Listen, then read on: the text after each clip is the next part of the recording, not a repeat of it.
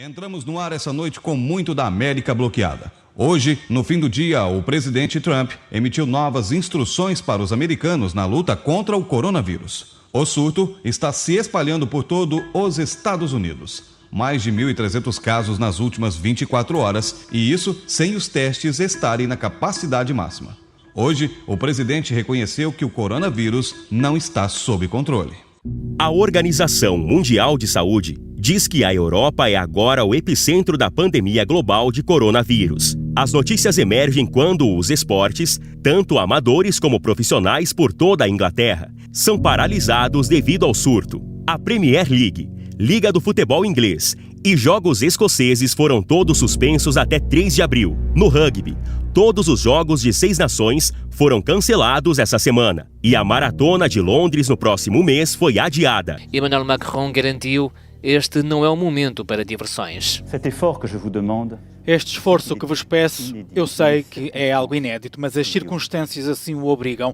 Nós estamos em guerra. Uma guerra sanitária, é certo. Não estamos contra um exército nem contra uma nação, mas o inimigo está aí, invisível, esquivo e a avançar. E isto requer a nossa mobilização geral. Nós estamos em guerra. Todas as ações do governo e do parlamento devem ser direcionadas para o combate a esta epidemia.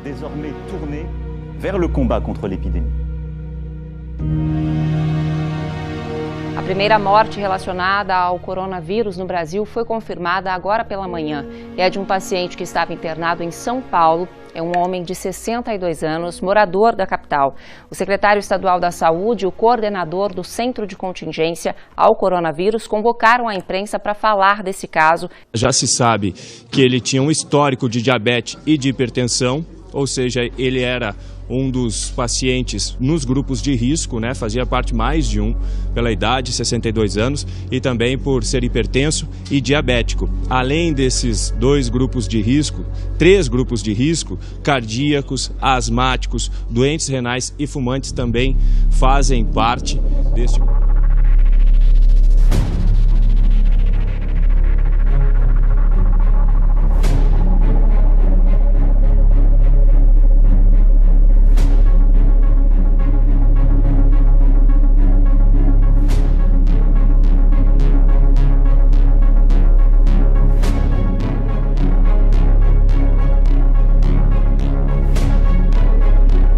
A França está agora em confinamento, um rigoroso confinamento que será imposto. O governo está falando sobre depor 100 mil oficiais de polícia para estabelecer pontos de checagem para verificar as pessoas em seus veículos. Segundo o governo na França, todos devem se auto-isolar. O presidente Macron foi incrivelmente claro quando ele se dirigiu à nação na segunda-feira à noite. Uma coisa que foi repetida várias vezes é que a França está em guerra. Numa votação simbólica, o Senado aprovou as regras que vão ser adotadas para combater o coronavírus aqui no Brasil. Entre os principais pontos aprovados estão a quarentena ou isolamento, a realização obrigatória de exames, a aplicação de vacinas, a compra de bens e serviços sem licitação. Todo esse atendimento médico será feito aos pacientes de forma gratuita. E o governo também vai enviar ao Congresso Nacional um outro projeto de lei com regras definitivas para futuras emergências envolvendo epidemias. A portaria do governo prevê até 1 ano de prisão e multa para quem descumprir determinações médicas de quarentena, isolamento ou internação. A ideia é impedir casos como o de um advogado de Brasília, que mesmo com a mulher infectada com a Covid-19, continuou circulando pela cidade até ser diagnosticado com a doença. E de um empresário que, mesmo sabendo que estava com o vírus, viajou de São Paulo para... O ministro da Saúde, Luiz Henrique Mandetta, e o ministro da Justiça, Sérgio Moro, divulgaram uma portaria interministerial que determina a obrigatoriedade de cumprimento por parte da sociedade. Uma das decisões é de que pacientes que descumprirem regras de quarentena ou de isolamento poderão ser presos. Pelas informações mais recentes, o país está em estado de alerta até o dia 9 de abril e o ministro da Administração Interna já fez saber que quem não cumprir as ordens das forças de segurança vai incorrer num crime. Nada faz o governo crescer como uma crise. As pessoas ficam assustadas e os políticos respondem a esse medo com promessas de que o Estado intervirá e tornará tudo melhor. E o governo acaba se tornando maior e mais poderoso. A pandemia do coronavírus, Covid-19, ameaça uma onda mundial de doenças. No entanto, é a coisa mais saudável que poderia acontecer ao poder do governo desde há muito tempo. O medo é uma característica da sobrevivência, mas nos torna vulneráveis ao impulso ou à exigência de renunciarmos o nosso controle para outra pessoa. As pessoas que têm o poder de nos governar, que se autodenominam nosso governo, entendem esse fato básico da natureza humana. Eles o exploram e o cultivam, quer eles componham um estado de guerra ou um estado de bem-estar. Dependem disso para garantir a submissão popular, o cumprimento dos ditames oficiais e, em algumas ocasiões, a cooperação afirmativa com os planos do Estado. Você nunca quer que uma crise séria seja desperdiçada. E o que eu quero dizer com isso é aproveitar uma oportunidade de fazer coisas que você não poderia fazer antes. A saúde pública tem sido um campo de jogo para o medo e o cálculo, dando-nos leis intrusivas que, adormecidas nas constituições, esperam apenas para serem invocadas pelo próximo micro-organismo para chamar a atenção do público.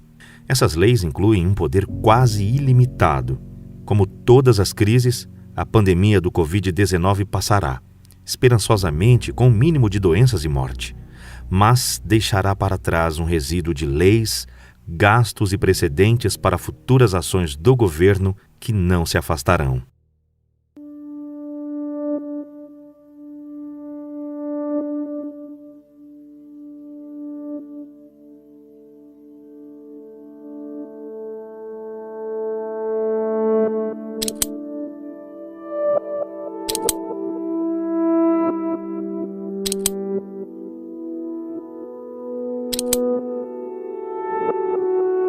O problema é, como você distingue aquilo que é verdadeiro ou falso? Baseado sobre a perspectiva de quem? Como você fala sobre algo ser um fato ou uma ficção, quer seja uma realidade ou uma fantasia? Ou quer que seja certo ou errado? Porque você vai na internet e encontra argumentos sobre qualquer coisa que você pensar, e com pessoas tomando vários lados do argumento, afirmando que somente eles têm a verdadeira representação daquele assunto. E a que isso leva é que começamos a ter um medo exagerado ao ponto de histeria e paranoia. Pense sobre isso por um momento. Por que as pessoas enchem carrinhos de supermercados com papel higiênico? Porque, de algum modo, na mente deles, eles pensam que a cadeia de suprimentos será interrompida. E todos os especialistas estão dizendo que tudo o que você está fazendo é criar uma falsa escassez. Porque eles não produzem tanto papel assim, pois geralmente as pessoas não usam tanto papel assim. E eu vejo uma grande queda depois que as pessoas superarem essa pandemia.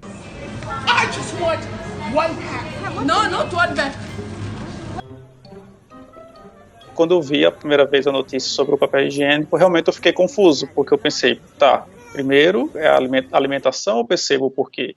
A medicação, eu percebo o porquê, mas o papel higiênico, e uma resposta que a gente poderia dar talvez é exatamente o quê? Como eu vi outras pessoas comprarem, ao saber que outras pessoas estão a comprar, talvez eu nem perceba qual é o motivo.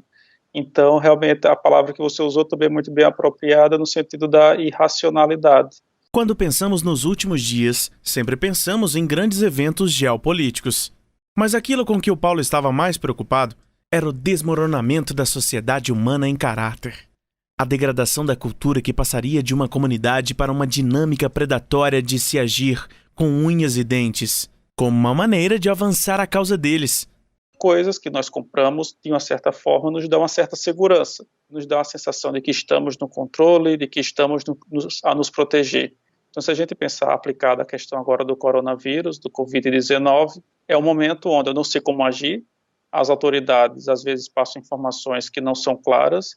Vamos ver que o ser humano, em momentos de incerteza, ele tende a ser muito mais irracional e tende muito mais a agir como os outros agem, que se eu não sei como agir, e se eu vejo toda a gente a se comportar de uma forma, eu vou utilizar esta forma como talvez um padrão.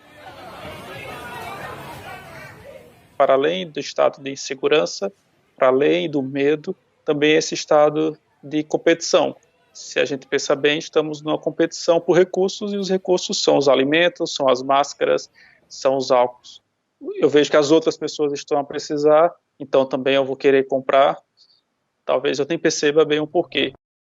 O que isso faz também é que tende a fortalecer nossos preconceitos, até mesmo ao ponto da intolerância.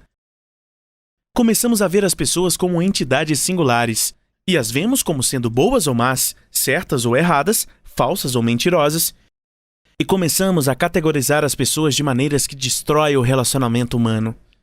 E em algum ponto, começamos a variar entre a apatia e o pânico. E o puxa e empurra de tudo isso começa a deixar as pessoas tão loucas que o que acontece é que a nossa visão de realidade de fato se torna distorcida.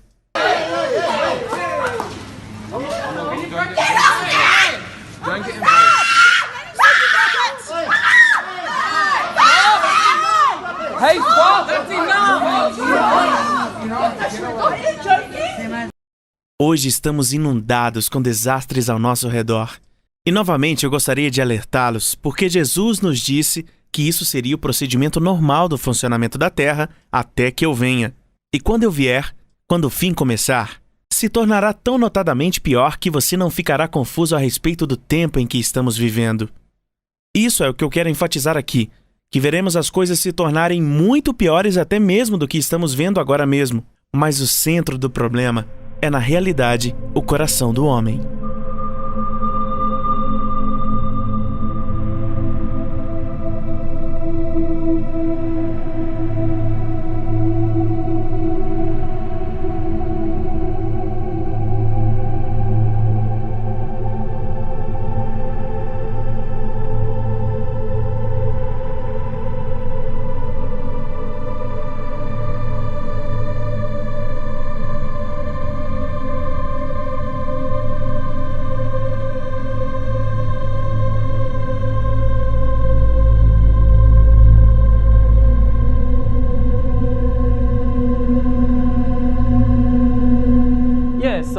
The epidemic does not recognize borders. It doesn't recognize differences in religion or political views. Same way then, does it mean that individuals, any individual, has to cede total authority to the state? I wouldn't say total authority. I mean, this is when you kind of, your trust in your state, your trust in your government is very important. Mm-hmm. If you live in a country where for years, for decades, the government has abused the trust of the citizens, then this is the payday. This is when the citizens don't believe the government, and maybe they shouldn't. And it's the same also on the global level. We need today leaders on a global level. É incrível como um pouco de informação pode mudar totalmente a tua perspectiva, sabe? Eu descobri nessa semana que os Estados Unidos essencialmente terceirizou todos os nossos farmacêuticos. Então tudo é feito na China, exceto por uma pequena porcentagem de coisas. A razão empresarial por trás disso é que eles poderiam fabricar muito mais barato lá do que aqui. E então de repente descobrimos as ameaças veladas da China. De nós iremos reter isso se você continuar a nos culpar por esse vírus. Subitamente isso muda toda a sua perspectiva sobre o regime comunista chinês. Eles não estão se tornando parte do sistema mundial. Eles realmente querem ser o sistema mundial e impor isso aonde quer que eles puderem. Praticar coisas boas não deveria ser um esporte competitivo, uma vez que todos os outros estão sendo cancelados? Uma Olimpíada de sinalização de virtude, mas com virtude de verdade. E não o tipo de virtude falsa das mídias sociais, onde uma celebridade tuita uma frase motivacional que ela pegou do Google 1 minuto antes, pois isso é custo zero com zero benefício. A propósito, é estranho como as mais famosas celebridades justiceiras sociais ficaram em silêncio. Quanto a você, faça coisas boas que te façam sentir bem. É certo que as coisas são mais difíceis em isolamento, mas as pequenas coisas importam. Estranhamente, lavar as mãos pode te fazer te sentir heróico, porque você está matando germes. E também dividir. Sim, até mesmo dividir o seu papel higiênico. Na verdade, um cara começou uma troca de papel higiênico numa esquina da Califórnia. O seu cartaz diz: divida o seu papel higiênico. E está funcionando. E por quê? Porque as boas ações fazem com que você se sinta menos porcaria. Não é sinalização de virtude, mas sinalização de se fazer algo. Nós vimos as pessoas acumulando papel higiênico e, seguindo essa natureza mamal, as pessoas os copiaram. Então, por que não começar um bom comportamento e esperar que as pessoas copiem isso também? Este também é um tempo para se comer melhor, se exercitar melhor e praticar com aquela guitarra abandonada na parede. Agora é o momento para você ser o seu melhor. É o contrário de qualquer pânico imaginável pela indústria do entretenimento. Prove que eles estão errados por fazer a coisa certa, mais uma vez.